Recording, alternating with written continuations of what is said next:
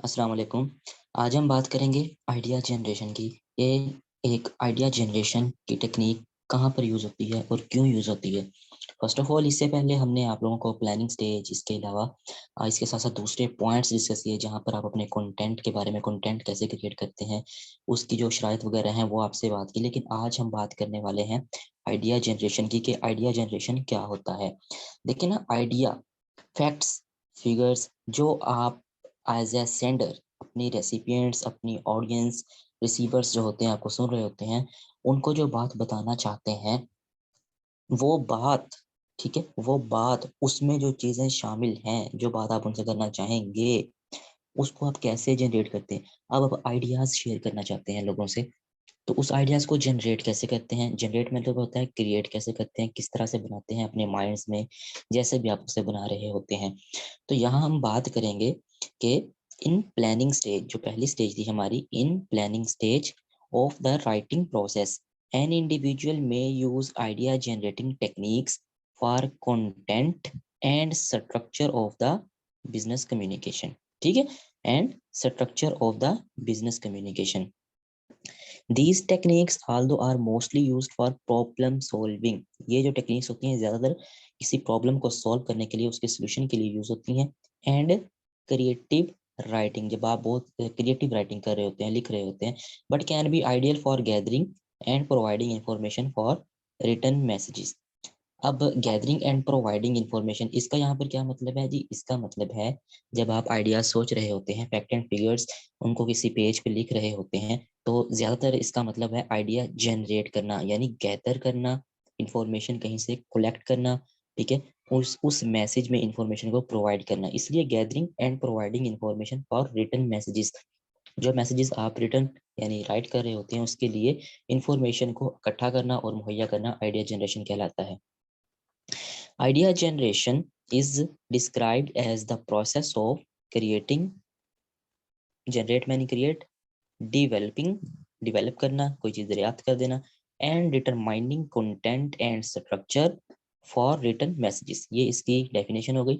Idea generation is described as the process of writing, developing, determining content and structure for written messages। जो written messages होते हैं उनके बारे में ideas को क्रिएट करना, डेवलप करना, डिटरमाइन करना कंटेंट को, इसमें क्या क्या चीजें शामिल हैं, क्या क्या आइडियाज हम शेयर कर रहे हैं। This can include abstract, concrete और विजुअल कॉन्सेप्ट्स, जो कि रिटन मैसेजेस के एक किस्म के पार्ट्स होते हैं। ठीक है, अब जैसे एक ईमेल है, ईमेल के पार्ट्स होते हैं ना, जैसे पहली लाइन वहां पे होती है सब्जेक्ट, उसमें आपने मेन हेडिंग देनी होती है कि मेन आइडिया आप किस बारे में ईमेल करना चाह रहे हैं। ठीक है, फिर वो आपसे पूछता है टू, किसको करना है मैसेज, आप किसको ईमेल भेज रहे हैं। फिर नीचे लिखा होता है कंपोज। कंपोज का क्या मतलब होता है, जो आपकी एक्सप्लेनेशन है, जो आपकी ईमेल जो आप लिखना चाहते हैं, वो वहां पे लिखी जाती है। तो इस तरह से ये तीन पार्ट्स हो गए ईमेल के। इसी तरह से एक मैसेज को लिखने के भी तीन पार्ट्स हैं, एब्स्ट्रैक्ट, कंक्रीट, उसमें जो पैराग्राफ्स आप वगैरह यूज कर रहे हैं वो टू द पॉइंट हो, एंड विजुअल कॉन्सेप्ट्स। अगर आप ऑनलाइन मैसेज भेज रहे हैं तो उसके साथ साथ आप एक वीडियो अटैच कर दें, कोई पिक्चर ऐड कर दें, ताकि जो आपके कॉन्सेप्ट्स हैं वो अगले बंदे को अच्छे से समझ आ जाए। डेट कंस्टिट्यूट द मैसेज, जो कि मैसेज पर मुश्तमिल होते हैं ये वाले तीन पॉइंट, ये बात याद रखनी है। Next, a writer may employ certain idea generation techniques that can provide creative and novel ways to persuade the reader. एक जो राइटर होता है कोई चीजें लिख रहा है, जैसे मैं एक राइटर हूँ, मैं एक नॉवल लिखना चाह रहा हूँ, मैं एक रिटर्न मैसेज लिखना चाह रहा हूँ। वो जब आइडिया जनरेशन की टेक्निक यूज करता है, वो क्या प्रोवाइड कर रहा होता है आपको, उसमें तरीका होते हैं, उसके तरीके होते हैं। ठीक है, ताकि जो अगला बंदा है ना, रीडर, वो उसको अच्छे से समझ जाए, परसुएट कर ले, उसको अच्छे से समझ ले। अब जी, by opting for authentic and current information at planning stage, the techniques may be individual, ये जो टेक्निक्स होती हैं जो इंडिविजुअल लेवल पर भी यूज हो सकती हैं, एज वेल एज ग्रुप, जब आप एक ग्रुप में बैठे हैं, and from requiring a minimum of time taking much of the planning period. कोई भी वो एक प्लानिंग पीरियड हो सकता है जिसमें आप ये आइडिया जनरेशन की टेक्निक को यूज कर रहे होते हैं। आप खुद से भी बैठ के जैसे मैं आप अकेला बैठा हूँ, मैं आपको लेक्चर प्रोवाइड कर रहा हूँ, मेरा आइडियाज जनरेशन कर रहा हूँ कि मैंने आपको क्या क्या बताना है, क्या क्या कॉन्सेप्ट्स देने हैं।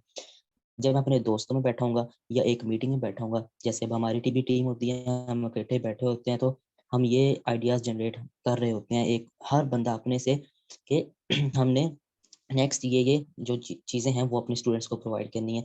तो ये एज अ ग्रुप की शक्ल में भी दे रहे हैं, ठीक है। इसको तो डिफरेंट टाइम पीरियड्स हो सकते हैं, आप इंडिविजुअल बैठे हो, ग्रुप में बैठे हो, मीटिंग में बैठे हो, तो आइडिया जनरेशन आप कर सकते हैं। Some of the idea generation techniques are provided below, जिसमें हम बात करने वाले हैं सबसे पहले ब्रेनस्टॉर्मिंग। ब्रेनस्टॉर्मिंग को समझने से पहले मैं आपको एक इसका कॉन्सेप्ट दे दूं जो सिंपल वर्ड्स में होगा, ताकि आपको इसको समझने में आसानी हो जाए। इसके लिए हम मूव करेंगे एक गूगल पे वेबसाइट पे, जहां पर इसका बहुत अच्छे से बताया गया है। थोड़ा जूम कर लें ताकि अच्छे से नजर आ जाए। अब ब्रेनस्टॉर्मिंग क्या है? Brainstorming is a method of generating ideas, ideas को जनरेट करने का method, and sharing knowledge to solve particular commercial और टेक्निकल प्रॉब्लम। यहाँ पे पार्टिकुलर कमर्शियल लगाएं, टेक्निकल लगाएं को हटा दें। एक प्रॉब्लम, हम एक प्रॉब्लम को सॉल्व कर रहे हैं, उसके लिए जनरेटिंग आइडियाज का मेथड क्या कहलाता है? Brainstorming, in which participants are encouraged to think without interruption. भाषा मुबाहिसा लड़े बगैर एक दूसरे को एनकरेज करके जो हम एक बात का सोल्यूशन निकाल रहे होते हैं, सब बैठ कर, उसे क्या बोलते हैं? ब्रेनस्टॉर्मिंग। ब्रेनस्टॉर्मिंग की जो डेफिनेशन है वो यहाँ पे आती है। Brainstorming is a group activity where each participant share their ideas, अपने अपने आइडियाज देगा, as soon as they come to mind, जैसे जैसे वो आपके माइंड्स में आ रहे होते हैं, ठीक है। At the conclusion of the session, ideas are categorized and ranked or follow on action. नतीजे के तौर पर नतीजे, जब सेशन के नतीजे पर पहुंचेंगे तो आइडियाज की एक बड़ी सारी लिस्ट एक रैंक्ड सीक्वेंस में आपके पास मौजूद होगी, जिसे आप उसे अब अपने मैसेज पर अप्लाई कर रहे होंगे।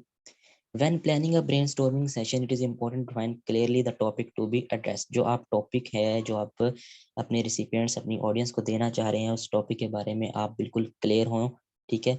बिल्कुल सही एंड ऑथेंटिक इन्फॉर्मेशन आप दे रहे होंगे। A topic which is too specific can constrict thinking, while an ill-defined topic will not generate enough directly. ये अब हमारे सेशन से थोड़ा सा इरेलीवेंट हो जाएगा, अपनी बुक पे मूव करते हैं।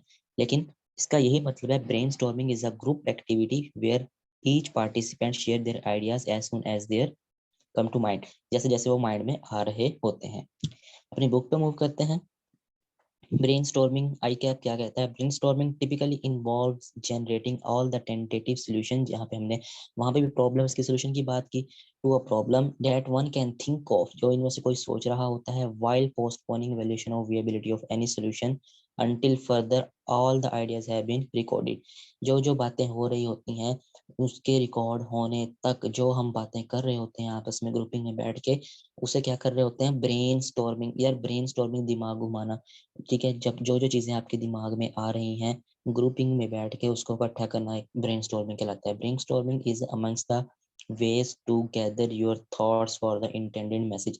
आपके थिंक्स एंड थॉट्स होते हैं, आपकी सोच होती है जो आप एक मैसेज के बारे में सोच रहे होते हैं। ब्रेनस्टॉर्मिंग अपने दिमाग में, आपके दिमाग में जो जो आइडियाज आ रहे हैं, ठीक है, आपका ब्रेन स्टॉर्म कर रहा होता है।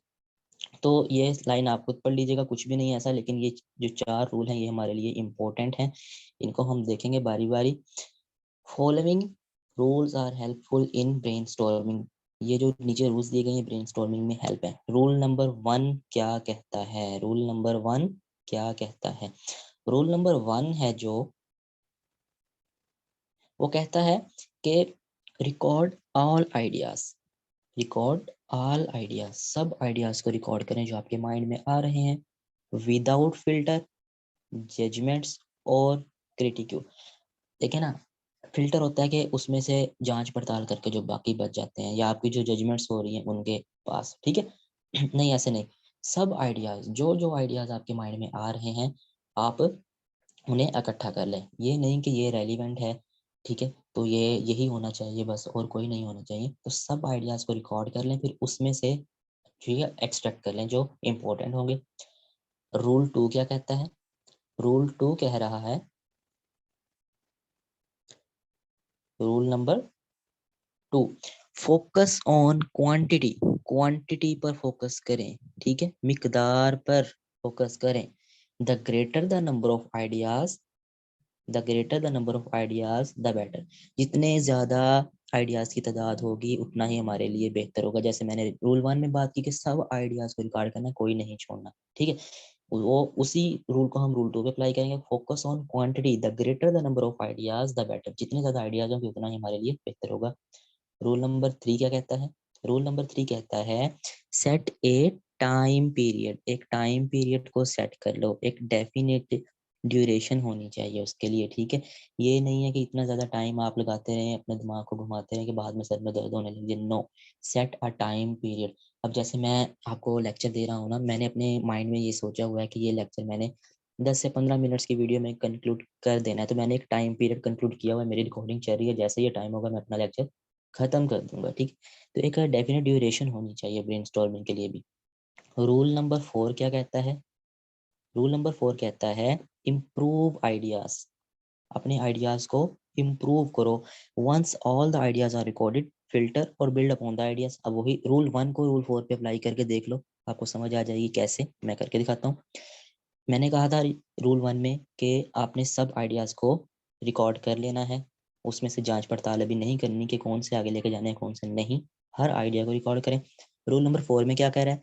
अब इम्प्रूव द आइडियाज। जो हमने यहाँ पे कचरा आइडियाज भी जमा किए हुए थे ना, अब उनको इम्प्रूव करना है। Once all the ideas are recorded, filter और बिल्ड अपॉन द आइडियाज, ठीक है। अब फिल्टर करें। वहां पे था विदाउट फिल्टर, ये देखें यहाँ पे था विदाउट फिल्टर, लेकिन यहाँ पे है कि फिल्टर कर लें अब और बिल्ड अपॉन द आइडियाज। अब अपने आइडियाज को एक एक सीक्वेंस में लें कि अब यही आइडियाज यूज होंगे, अब हमने इनको फिल्टर कर लिया है। तो ये थे रूल्स की बेसिक अंडरस्टैंडिंग आपके लिए। अब हम नेक्स्ट इसके लिए एक एग्जाम्पल पे मूव कर रहे हैं, इलस्ट्रेशंस, ठीक है। इलस्ट्रेशन क्या हो सकती है? Product manager call a meeting. एक प्रोडक्ट मैनेजर है, उसने एक मीटिंग को बुलाया है, क्या करने के लिए? To discuss a product. एक प्रोडक्ट को डिस्कस करना है, एक product unique selling proposition, USP उसका नाम है। The USP will then be shared with the marketing and the sales team for communication about the product. Product manager ने एक टीम मीटिंग बुलाई जो कि एक प्रोडक्ट को डिस्कस करेगी, जिसका नाम ये है USP। The USP will then be shared with the marketing and sales team for communication. अपनी जो उनकी सेल्स टीम है, जो मार्केटिंग टीम है, ठीक है, उनके साथ अपने कुछ आइडियाज शेयर करेगी अबाउट द प्रोडक्ट के हवाले से। अब ये देखें, उन्होंने जो ब्रेनस्टॉर्मिंग की है, उनके दिमाग में जो जो चीज़ें आई हैं, वो अपनी आइडियाज यहाँ पर पेश करेंगे। एक ने कहा कि ये जो आइडियाज मैंने जनरेट किए हैं ना, वो ये होना चाहिए कि वो अफोर्डेबल होनी चाहिए।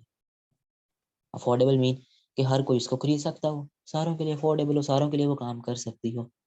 फिर दूसरे ने कहा यार मेरा जो आइडिया वो है कि ये यूजर फ्रेंडली होनी चाहिए, ठीक है, इसे हर कोई यूज कर ले आसानी से, ठीक है। एक कहता है यार लॉन्ग लास्टिंग होनी चाहिए, इसकी एक्सपायरी डेट ज्यादा होनी चाहिए, इस प्रोडक्ट की लॉन्ग लास्टिंग हो, ज्यादा देर तक चले। फिर एक ने कहा कि अवेलेबल एवरीवेयर, ये पाकिस्तान के कोने कोने में मौजूद होनी चाहिए, बड़े शहरों के अलावा भी।